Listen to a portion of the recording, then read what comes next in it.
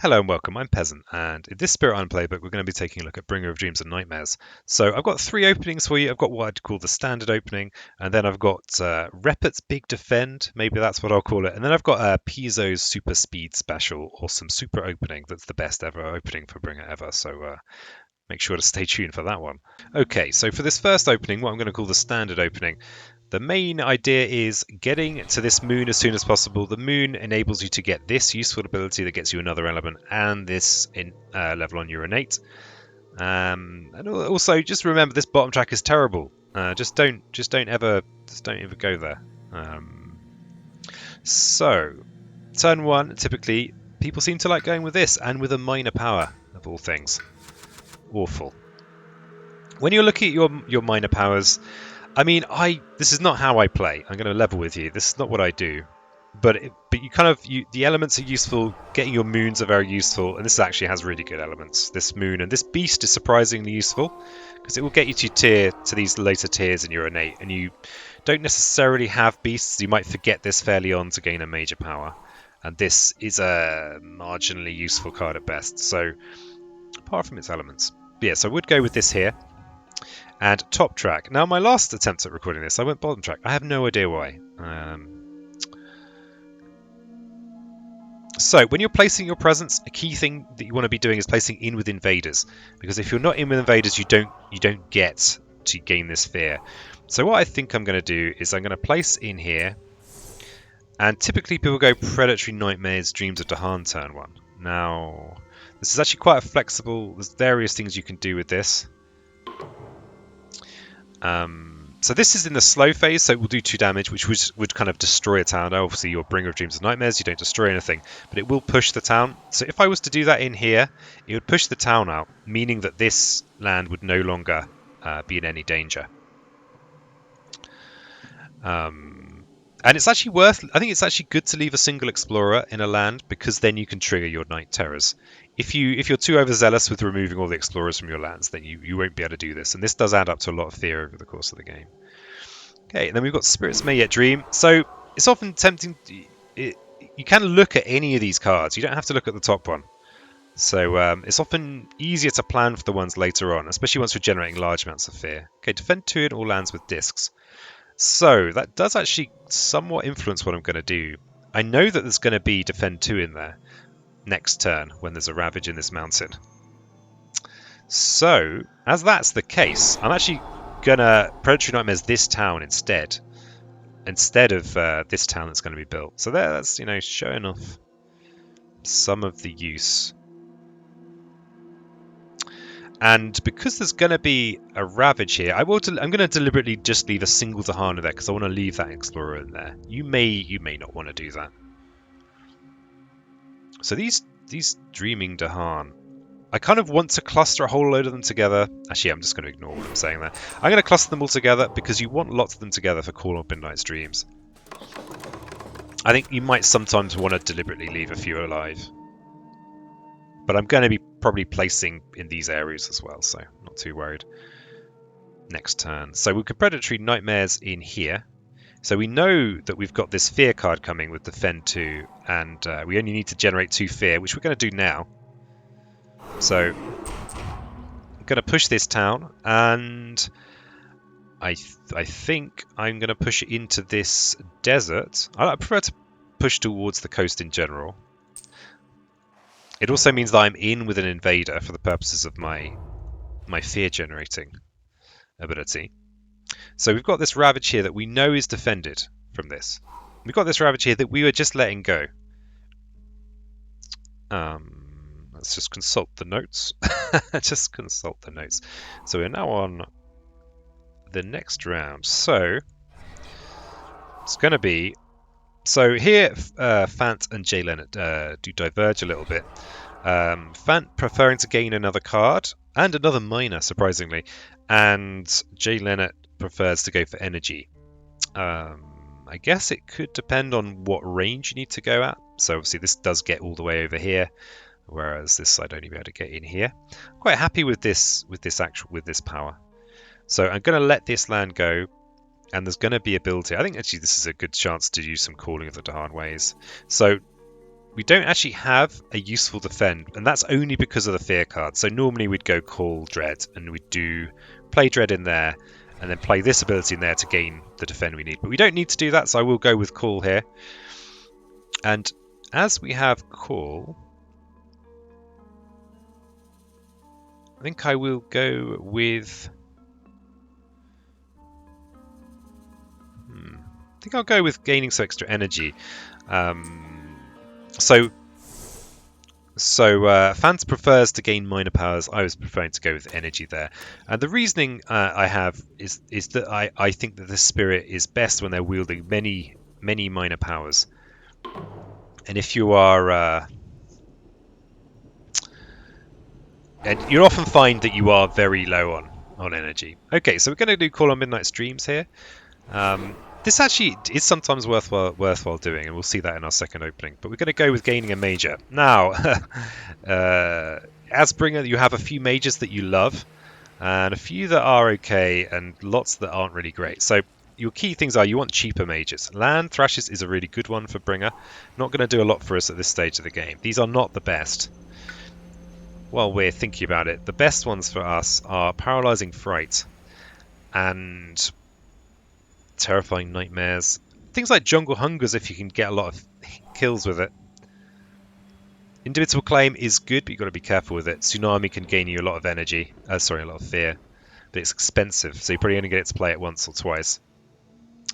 But looking at what we have in front of us, I think with these picks, I think I would go for Land Thrashes and then just sit on it and not use it straight away. So you don't have to forget this to use it straight away. There's no blight on the board, so this is actually kind of useless. Yeah, so I probably would forget that. And also the thing to bear in mind with Land Thrashes is Moon Mountain, and so is Predatory Nightmares. So this is a case where Predatory Nightmares suddenly becomes good again, even though I'm often dissing it. So what I'm going to do, I'm actually going to go with Land Thrashes, and I'm going to forget Dreams of the Dahan. Now, this is obviously debatable, but that's what I'm going with. Your mileage may vary. So we've got that Defend 2 from the Fear card. The Fear cards won't necessarily be very helpful. Sometimes they'll be helpful and sometimes they won't. And we've got Call of Dahan Way. So remember with this, there needs to be a Dahan in there. I forget that far too often. So we'll convert that town. So this is because this is a remove, or let's have a little rules aside. Because the Dahan Ways is a remove, not a destroy, a replace even, you can still do it. Okay, so we will get to Moon this turn. So Fant here, they both realign and go with Reclaim 1 in this instance. So they'd probably... The trouble we have here is that we're going to lose our Healthy Island. Now that doesn't necessarily matter too much, and this is the line they were picking. I actually really like in the opening to reclaim Call of Midnight Stream, and I think especially in base game, the major power deck is small enough that you actually can you can get through it. I'm going to make a Sacred Site down here. So, and we're going to go with Call of Midnight Stream. And Dread Apparitions isn't going to do anything for us. And as this is going to be probably the last bit I do of this opening, I'm just going to play that for the sake of it. Just going to play it for the sake of it. So, one little tip when you're playing Call of Midnight Streams, you want to generally do these things before you play this, because you will lose these valuable elements. So typically, that's what you want to do. I'm going to be very speculative here, and I'm going to gain a mountain, just in case I gain a mounted card with Call of Midnight Stream. And then we've got the Night Terrors, and then we've got this. So you want to do it in a land with lots of Dahan. And did we gain a card with mountains on for the sake of this? Well, we did. Well, we certainly did. Do we actually have any destroyed presence? We don't have any destroyed presence, so this isn't going to do anything for us. We can't actually use Jungle Hungers because we're not in a jungle. The pain is real. And their Terrifying Nightmares is actually a good card for us. So that wraps it up for that opening. Hope that hope that makes some level of sense. This is very good for us because we can use it to push and prevent damage. But yeah, that's the first opening, the standard. Okay, so the second opening idea is cool. I like it. I don't know how powerful it is. I have tried it at high difficulty with not much success, but that could be more of a reflection on my abilities than the opening. So the idea of this particular opening is to go with a nice big defend turn 2. So you don't generally the idea is that if the explorer goes in with an existing building like it has in this mountain here, then you can do a big defend with loads of Dahan in turn 2. So this isn't the perfect version because there aren't any Dahan already in here. But yeah, so that's the idea. So starting with Poetry and Dreams. So again, those two cards are typically what you want to start with. And then we can do some Night Terroring and some Dreaming. We can look at this if we like. Move town from Sacred Sites, that does nothing for us. And so the idea is that we're going to be doing a big defend in here next turn. So what we want to be doing is gathering Dahan into here. So I don't think it matters which one we gather. So you see here now we've got this big Ravage. This huge Ravage, but all is not lost. Fear not, gentle reader. We can still use Predatory Nightmares here to mean that this Ravage doesn't matter by pushing this town out. And as a city's being built in here, I do favour kind of making these big masses. It's not necessarily ideal. And that's actually another little nuance with this, is that you can use it to push an additional. You can use Predatory Nightmares to push Dahan. So I could have maybe used it in there, but I didn't. Let's just push this Dahan, maybe in there. Why not?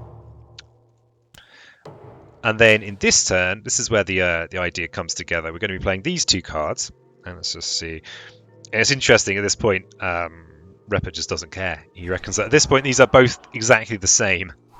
I disagree slightly, but not by much. So probably this one here. Not sure what to reclaim. Maybe Dreams. Don't think it matters because this is the idea of the opening here is actually this. So I'll just demonstrate it very quickly. So it's Dread Apparitions in here. So for one fear, then Night Terrors. So now I've got 3 defend, and then finally Call on Midnight Stream, but not to gain a major power, but to gain fear. So yeah, I'm not sure this is super strong, but I like it. I like the cut of its jib. Let's see what this is. So Gathering Dahan, that could have been handy. Yeah, so that's the second opening, which is called Reppert's Power Defend, or something like that. Okay, and this third opening is the one that I favour. This is the one that I use most often when I'm playing. And the idea of this opening, which I'm going to call the Peaso's Dream Cool Speed Machine, or something like that. Maybe find something a little longer. So the idea is you basically play Call of Midnight Dreams and Dreams of the Dahan turn 1. And it's all about economy, playing lots of major powers with this one.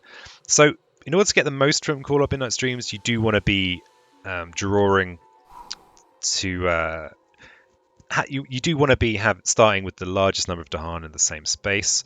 And remember, you do want to be always generating fear. So what I'm probably going to do is go with this option here to gain energy. You could go with... So I either go with energy or a major.